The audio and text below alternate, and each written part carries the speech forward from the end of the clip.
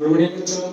हमने कल यहाँ तक पढ़ा था कि जो पी ग्रुप के जो एलिमेंट होते हैं जब हम उनका इलेक्ट्रॉनिक विन्यास करते हैं तो जो इलेक्ट्रॉन होते हैं वो उसमें किस तरीके से एंटर करते हैं वो मैं आपको एक बार ओवरव्यू दे देता हूँ। लास्ट टाइम हमने कहाँ पर अपनी क्लास का एंड किया था। जो एलिमेंट होते हैं हम पी ग्रुप पढ़ रहे हैं तो पी ग्रुप के ही एलिमेंट पढ़ेंगे। तो जो पी ग्रुप के एलिमेंट होते हैं जब हम उनका इलेक्ट्रॉनिक विन्यास करते हैं तो इलेक्ट्रॉनिक विन्यास करने का क्या रूल होता है वो मैं आपको लास्ट टाइम वीडियो में बता चुका था कि जो इलेक्ट्रॉनिक विन्यास जो किया जाता है वो इलेक्ट्रॉन को ग्लूकोज की एनर्जी के ऑर्डर में किया जाता है। एनर्जी का ऑर्डर होता है कि सबसे पहले जिस ग्लूकोज की एनर्जी सबसे कम होगी उसमें इलेक्ट्रॉन एंटर करेगा, उसके बाद उससे ज्यादा एनर्जी वाले ग्लूकोज में एंटर करेगा और इसी से इंक्रीजिंग ऑर्डर में इलेक्ट्रॉन हम भरते हैं। तो इसे बोलते हैं आपबाउ का नियम। तो ये मैंने आपको कल बता दिया आपबाउ का नियम क्या होता है। आज एक बार दोबारा से ओवरव्यू दिया है तो अब हम समझेंगे कि किस तरीके से आपबाउ का नियम फॉलो होता है। आपबाउ के नियम के अनुसार मैंने आपको कल एक एग्जांपल लिया था उसको समझने के लिए नाइट्रोजन का। तो मैं नाइट्रोजन के एग्जांपल से आपको समझाता हूँ। नाइट्रोजन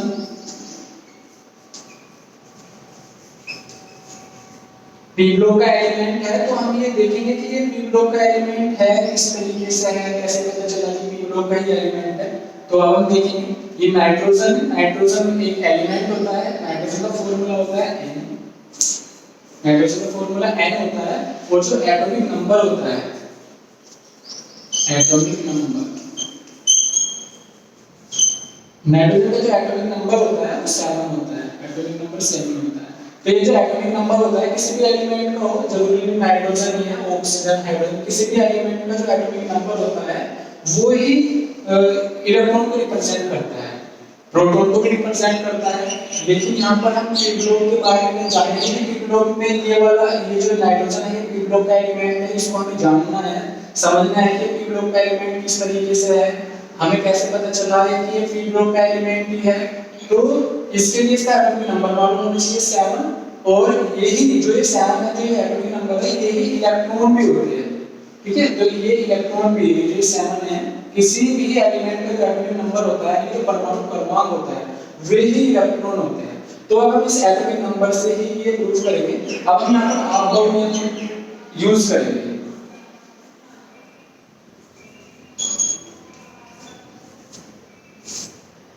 आपबाउ नियम तो इस नियम के अकॉर्डिंग क्या होता है कि ग्लूकोज होती है, ग्लूकोज जैसे जो आपबाउ नियम के अकॉर्डिंग है तो उसमें सबसे पहले 1s आता है, ग्लूकोज 1s, ठीक, उसके बाद 2s, उसके बाद 2p, उसके बाद 3s, उसके बाद 3p, उसके बाद 3d, उसके बाद 4s। आप इस लाइन को याद कर लेना। ये लाइन अगर आप याद कर लोगे तो बहुत ही अच्छा है क्योंकि जो इंटरमीडिएट तक जो भी क्वेश्चन पूछे जाते हैं बोर्ड एग्जाम में उसमें ये केवल यहाँ तक ज्यादा ही यूज होता है। सबसे ज्यादा यहाँ तक के ही एलिमेंट यूज होते हैं कि किसी भी एलिमेंट में जो परमाणु क्रमांक होगा हम उसका इलेक्ट्रॉनिक कॉन्फ़िगरेशन करेंगे यानी कि इलेक्ट्रॉनिक विन्यास करेंगे। तो इंटरमीडिएट पे ज्यादातर यहाँ तक के ही क्वेश्चन बनते हैं 3D 4S तक के, लेकिन ये आगे तक भी होता है। वो जैसे जैसे हम चैप्टर पढ़ेंगे उसमें मैं आपको बता दूंगा आगे तक भी क्या आएगा। लेकिन ये छोटा सा है तो समझने के लिए ये भी काफी बड़ा है, इसमें इतना यूज नहीं होगा जितना यूज होगा आप समझना। देखो मैं आपको पहले एक बात बता देता हूँ कि ये जो S है ये उपकोष है, ये S ये भी उपकोष है, तो ये भी उपकोष है। S S P S P B S ये सब उपकोष है, लेकिन इनकी एनर्जी में डिफरेंस है।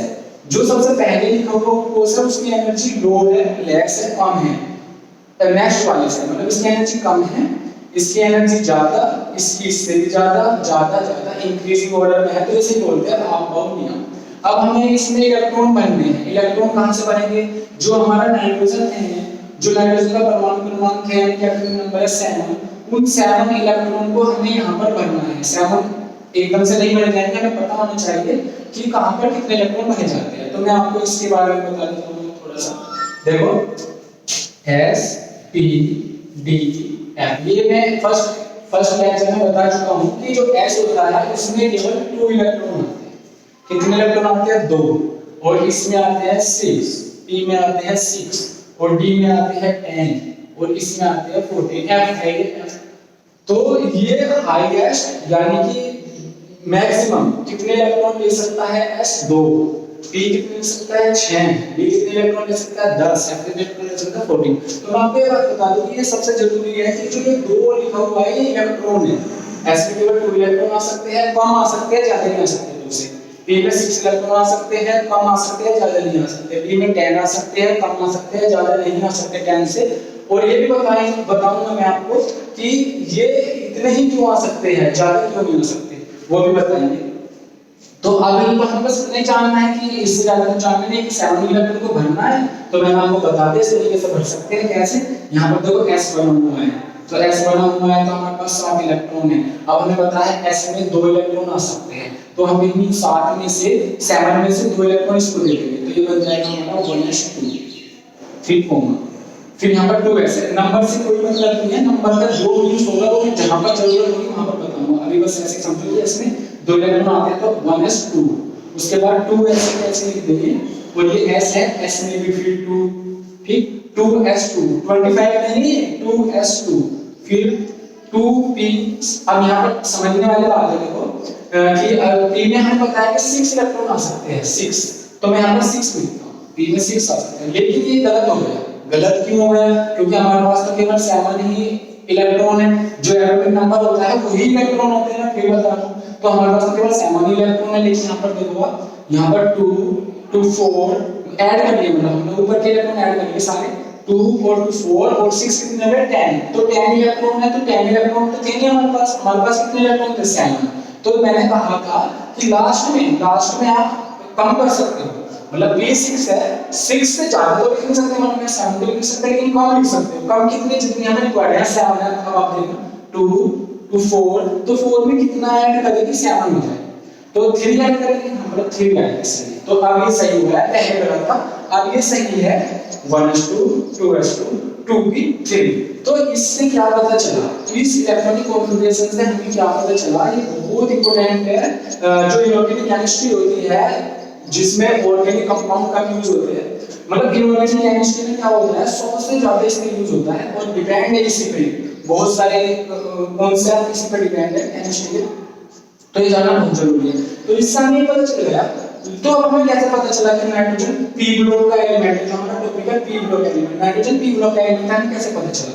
हमें ऐसे पता चलता है कि जब हम इलेक्ट्रॉनिक कॉन्फ़िगरेशन कर लेते हैं किसी एटॉमिक नंबर का, इलेक्ट्रॉनिक जैसा हमारे पास 7 था, उसका हम इलेक्ट्रॉनिक और 7 में कोई भी नंबर हो, आप उसका इलेक्ट्रॉनिक कॉन्फ़िगरेशन करेंगे। अगर आपको ये लाइन याद है तो इस लाइन के अकॉर्डिंग जब आप इलेक्ट्रॉनिक कॉन्फ़िगरेशन यानी कि इलेक्ट्रॉनिक विन्यास करेंगे हिंदी में, तो क्या होगा कि जो ये 1s2 2s2 2p3 आपके जहां पर इलेक्ट्रॉन कंप्लीट हो जाएंगे, तो हम सबसे लास्ट का पोज देखेंगे। सबसे लास्ट का, ये तो फर्स्ट है, ये सेकंड पोज है, ये है आपका लास्ट का पोज। ये वाला मैं इसको एक बार क्लोज कर देता हूं, ये लास्ट का पोज है, सबसे लास्ट में। तो सबसे लास्ट में आप जरा ध्यान से देखो कि जो हमारा फ्यूज कोर्स है उसके ऊपर है 3। तो ये जो 3 है, तो ये 3 हमारे लास्ट इलेक्ट्रॉन है। इनके अंदर ही होगा कोई तीसरा सबसे लास्ट इलेक्ट्रॉन, तो वो लास्ट इलेक्ट्रॉन हमारे फ्यूज कोर्स में है। इसमें है फ्यूज कोर्स में। तो जब लास्ट का इलेक्ट्रॉन कौन सा, मैंने अभी जो मैंने लास्ट लेक्चर लिया था उसमें परिभाषा लिखी थी, यहाँ पे हिंदी में लिखी थी, बहुत साफ लिखी थी। अगर आपने देखा होगा उसमें लिखा हुआ था साफ साफ